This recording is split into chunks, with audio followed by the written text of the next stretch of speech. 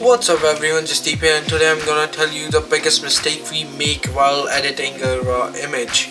So first we drag an image in Photoshop, and then we drag it here and it's pop up the camera raw dialog in Photoshop. So I'll just make a little bit adjustments, use the texture. Okay, so now what we usually do, we open image. Okay, let's do it. Open image. It's gonna open it. But if I do some changes, like I just hide here, use the size, put it here. Okay. So I just realized, like, I just want to increase contrast in this image. So it's easy, right? We just can go on filter and camera raw, and we can just make another layer on it. But it's gonna forget all the camera settings and all the adjustment we made before. Everything is there, you can see here. We are gonna make a new layer, it means. So that's not right.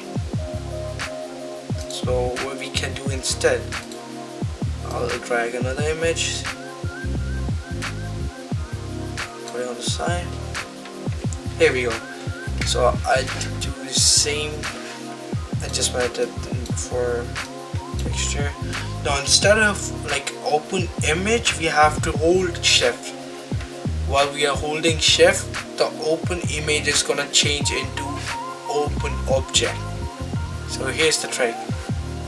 You open object. Now what if I write hi, make a new layer, hi, and then make the size. So now if I hide here, so the same thing, if I want to increase contrast, I can just double click on this layer here. It's gonna pop up the same dialog box, camera raw, and I still have the old adjustment I made before.